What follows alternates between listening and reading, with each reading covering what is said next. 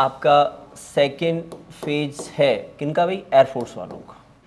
तो second phase के अंदर इनके यहाँ पे क्या क्या होगा? पहले फिजिकल होगा। फिजिकल के अंदर पुशअप्स होंगी, रनिंग होगी, सिनअप्स, सिटअप्स, बहुत सारी चीज़ें होंगी। और इनके अंदर भी संभावना है कि जवान लोग बाहर निकल जाते हैं। जो सेकेंड फेज की प्रिपरेशन है इसके अंदर फर्स्ट, जैसे मैंने आपको बोला, PFT जिसको कहा जाता है, फिजिकल फिटनेस टेस्ट कहा जाता है। फिजिकल फिटनेस टेस्ट में जो है रनिंग होगी, पुशअप, चिनअप, सिटअप्स वगैरह ऐसी काफ़ी सारी चीज़ें इसके अंदर होंगी। हाइट, वेट, चेस्ट वगैरह ये अलग प्रोग्राम है, वो मेडिकल का काम है। इसके आगे जो तुम्हारा काम होना है, जिसको तुम GD कहते हो, सिर्फ GD के नाम से जानते हो, ग्रुप डिस्कशन के नाम से जानते हो, और तुम्हें पता ही नहीं चलता। इसके साथ में एक SRT नाम की चीज़ भी हुआ करती थी, आपको पता हो तो, सिचुएशन रिएक्शन टेस्ट।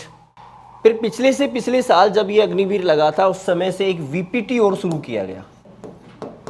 कुछ लोगों को तो पता ही नहीं VPT क्या है, वॉइस परसेप्शन। तुम्हें पता है, बाकी किसी को नहीं पता कि भाई ये वॉइस परसेप्शन टेस्ट है। जो एक्टिविटी लागू की है वो वॉइस परसेप्शन टेस्ट है। विदाउट साइकोलॉजी ये पता नहीं चलता, क्योंकि डिपार्टमेंट ये सब साइकोलॉजी के पार्ट है। ठीक है, तुम्हारा इंटरव्यू साइकोलॉजी का पार्ट है, तुम SSB में जाओगे, तमाम जो टेस्ट है वो साइकोलॉजी के पार्ट है। साइकोलॉजी बनाती है उनको, किस लिए बनाती है? बुद्धि को चेक करने के लिए, क्योंकि बुद्धि का काम किसके पास है? साइकोलॉजी के पास। फिर इनको वो टेस्ट बना के देती है, फिर ये लोग चेक करते हैं, टेस्टिंग करते हैं। और अक्सर दुनिया में जो ट्रेनिंग होती है साइकोलॉजिस्ट नहीं है, वो रेटेटाई बातें होती है कि साहब ये होता है ऐसे ऐसे, इसलिए बच्चों को बैठा दो और प्रैक्टिस करवा दो।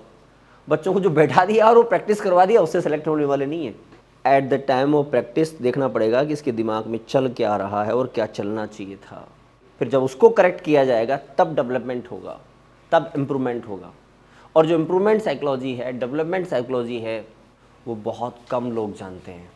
ये विडंबना है। और वैसे साइकोलॉजी बहुत कम लोग जानते हैं, आगे तो बात की बात है। लोगों ने तैयारियां समझ रखी इनकी कि तैयारियां कर लो, जैसे रिटर्न में 10 क्वेश्चन रटते हैं ना, वैसे क्वेश्चन रट लो साहब।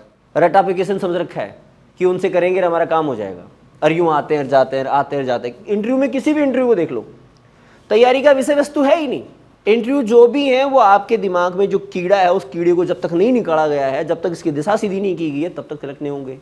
बाकी जो प्रोसेस है वो तो खुद ही फॉलो करवा लेंगे। तुम्हें रटने की उसको आवश्यकता कहाँ पड़ रही है? इसके बाद ये करूंगा, फिर ये करूंगा, उसमें इतना बोलना है, इतना नहीं बोलना है। वो तो स्वाभाविक रूप से आदमी जैसा होता है वैसा ही आता है, उसको याद नहीं किया जा सकता, उसको रटा नहीं जा सकता। तो इस बात को स्पष्ट रूप से समझा जाना चाहिए। अब मैं तुम्हें ये बात तुम्हें समझा दिया, वॉइस परसेप्शन टेस्ट, SRT और GD ये प्रोसेस हैं। अब ऐसा नहीं है कि यही रहेंगे, कल को कोई नया जुड़ जाएगा, इस बात की गारंटी नहीं है। क्यों? डिपेंड करता है लोग कितने आ रहे हैं। उनके पास उनके साइकोलॉजिस्ट होते हैं, बोले साहब इतने लोग आ रहे हैं, भीड़ कम करनी है, अच्छा ठीक है, लो एक और बना देते हैं, ये प्रोसेस इधर से आ जाओ। बीच में एक इंग्लिश का टेस्ट भी लगवाया था, बता दो। अरे इसी में एक इंग्लिश का टेस्ट भी लगवाया गया था। और ऐसा कभी नहीं हुआ कि जो एयरफोर्स का ये सिलेक्शन प्रोसीजर है वो सेम रहा हो। हमेशा कुछ ना कुछ बदलता है, हमेशा कुछ ना कुछ चेंज होता है। और जो भी चेंज होगा वो हमें पता है चेंज क्या होगा और उसके लिए क्या चाहिएगा।